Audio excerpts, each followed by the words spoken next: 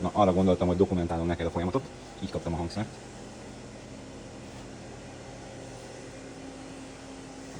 Következő, amit teszek, hogy leveszem róla a húrokat.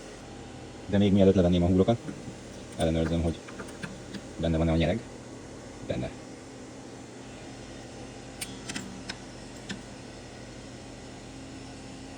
Na, itt a nyerget kisebb. Buntok egyenletlensége miatt van.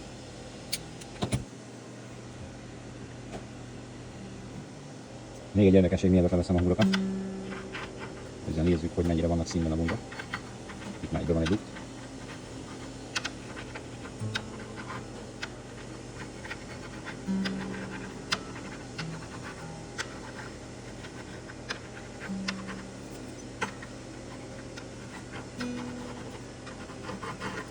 Hogy nem vannak a húrok, megnézzük jobban, hogy mi újság. Hát azon kívül, hogy elég zsúvás, itt azért a fretboard, itt már elég komoly benyomódások vannak, úgyhogy ezt ebben mindenképpen csiszolni kell, és akkor maguk a buntok, azok is elég durván kopottak.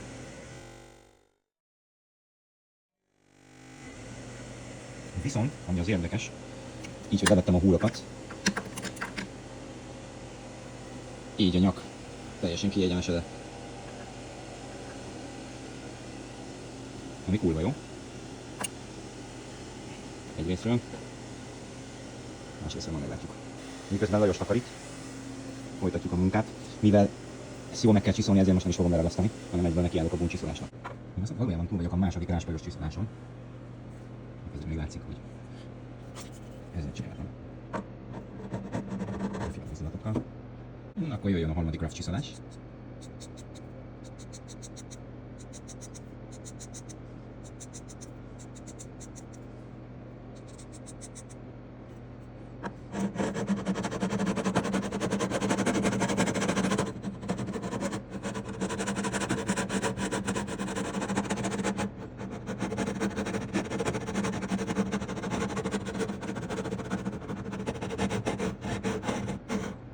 Meg volt a harmadik rough csiszolás, azért látjuk, hogy egyre kisebbek már azok a mélyedések a buntokon. Igyekszem úgy csinálni, hogy egyforma mennyiséget szedek le minden felületről, hogy az ív megmaradjon. Ennek, ha jól tudom, olyan 15-ös lett az íve. Hirtelen le akartam ellenőrizni, hogy mi az ívnek a szöge, és valójában a 12-es kellett a nyerő. Kezdem elveszteni a számolást, hogy hány rough csiszolás volt. És szerencsére van egy olyan opció telefonon, hogy pauzára tudom tenni. Úgyhogy most jön azt hiszem az 5. számú rough csiszolás. Szóval azért kell ennyiszer újra csiszolnom az egész nyakat, mert egyenletesen kell leszedni a buntokból az egész nyak felületén, jött egy egész hossz mentén. Azért lehet, hogy csak kicsiszolom le az alsókat. Viszont addig kell áskolyozzam sajnos, amíg ezek el nem tűnnek itt. Majdnem, hogy teljesen. Még itt középen is volt egy pár. Mivel azt akarjuk, hogy maradjanak még rajta a buntok, ezért most már áttértem a ráspolyról erre. Ugye látszanak még mindig a bemélyedések, mert beszíneztem. De már kevés új ragasztó csíkos csiszolót sikerült összetákolnom. Úgyhogy már be van színezve, szerintem ez úgy jó ilyen mozdulatú csiszolások egyike. No, szóval elhasználtam egy 400-as rajta, még látjuk.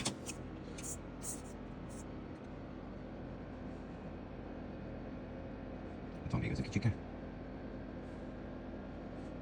De hát már csak 600-as és 1000-es volt.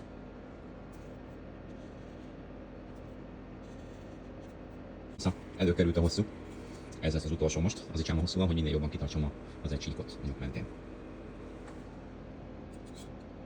Már csak ilyen nyúlfarknyi. A 10x csiszolás után azt látjuk, hogy tulajdonképpen már alig érinti a közepét a bemélyedés.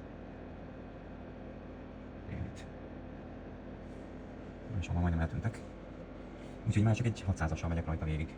És jöhet a crowning. Na szóval, újra kiegyenesítettük a nyakat. Maximálisan.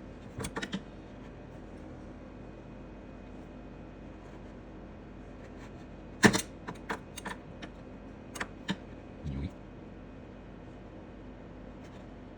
Így. Na és most kapja az utolsó csiszolást. Ezressel. Így síkban. Szóval rengeteg csiszolást követően síkban van gyönyörűen lecsiszolva. És most jön a crowning, amit ezekkel fog csinálni valamelyikkel. A crowning, amikor lekerekítjük magát a buntot. Úgyhogy ez a folyamat következik. Közben mutatom, mi történik. Úgy döntöttem, hogy lesz egy rough crowning, amit ezzel csinálok. És például, nézd, ez meg ez megvan. Itt van középen egy csík, Ennek az a neve, hogy a Land. Úgyhogy ezt egész végig megtartom, és először ilyen rough módon megyek át az összesen.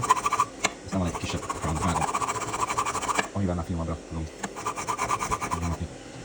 Közben olyan pedig.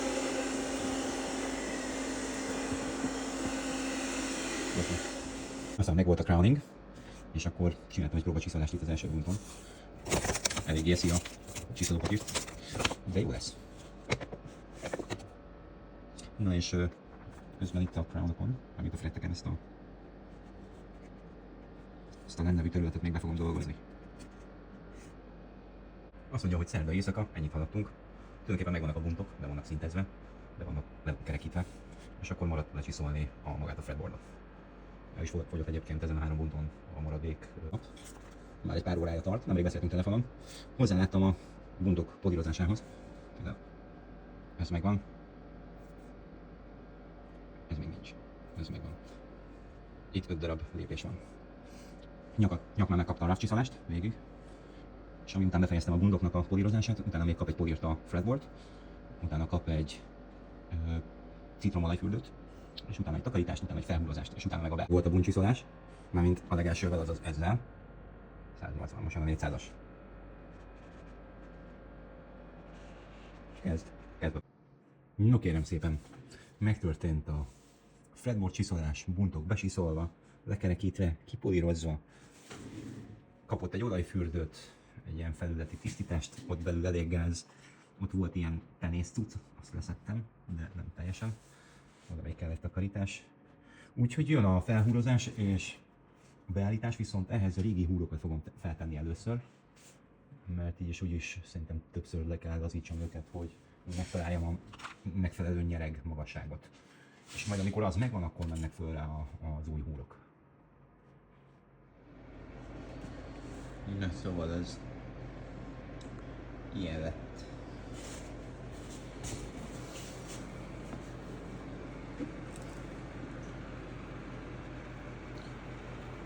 Elég is látod élőben.